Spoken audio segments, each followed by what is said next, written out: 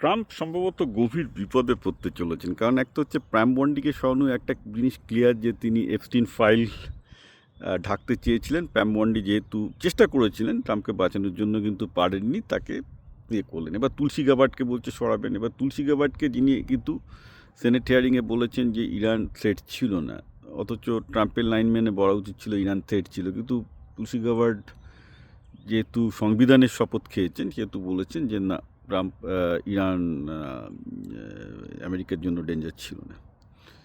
তো this is becoming A problem for Trump, কারণ actually আমেরিকায় যেহেতু আইন শৃঙ্খলা এখনও খুব স্ট্রিক্ট, এবং যতই তুমি ট্রাম্প তোমাকে বড় পজিশন দিক না কেন, ঘটনাটা হলো তুমি যদি আজকে মিথ্যা কথা বলেছো, কালকে যখন ডেমোক্র্যাটরা ক্ষমতায় আসবে তোমাকে জেলে পুড়বে, বিকজ মিথ্যা কথা বলার শাস্তি হচ্ছে এখানে সবার জেলে, এবং এখানে পলিটিশিয়ানরা রেগুলার রেটে জেলে যায়। ওকে, আর প্রেসিডেন্ট তো বেঁচে যাবে, এদিকে প্রেসিডেন্টের ছোটোখাটো যে মানে প্রেসিডেন্টের আশেপাশে যারা আছে সবাই জেলে যেতে পারে। এবং ট্রাম্পের আশেপাশে ট্রাম্পের ফার্স্ট অ্যাডমিনিস্ট্রেশনে তার আশেপাশে যারা ছিল মিথ্যে কথা বলার জন্য অন্তত 7-10 জন জেলে গেছে, সবাই জেলে গেছে, অনেকে জেলে গেছে।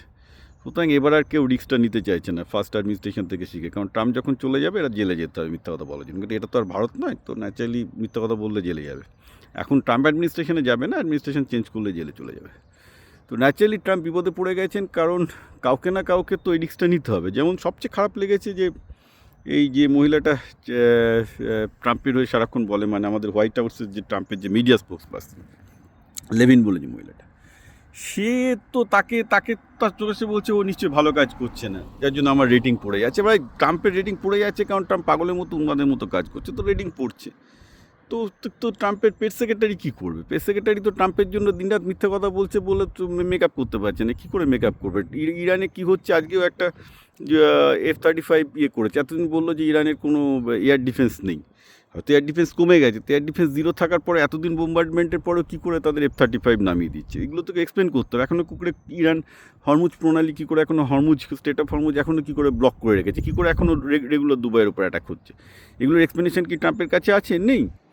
অতএব ট্রাম্প এখন চারিদিকে ইয়েসম্যান শুনতে অভ্যস্ত, কিন্তু মুশকিল হচ্ছে যে যদি ট্রাম্পের আশেপাশে যারা আছে তাদের তো ট্রাম্পের প্রতি লয়াল থাকার কথা নয়, তাদের তো লয়াল থাকতে হবে আমেরিকান কনস্টিটিউশনের প্রতি, আমেরিকান সংবিধানের প্রতি। এবার আগের মানে ফার্স্ট ট্রাম্প অ্যাডমিনিস্ট্রেশনে যারা বেশি ট্রাম্প লয়ালিটি দেখাতে গিয়ে মিথ্যা কথা বলেছিল সবাই কিন্তু জেলে গেছিলো। হ্যাঁ, একটা series of people, Steve Bannon থেকে শুরু করে সিরিজ অফ পিপুল জেলে গেছে।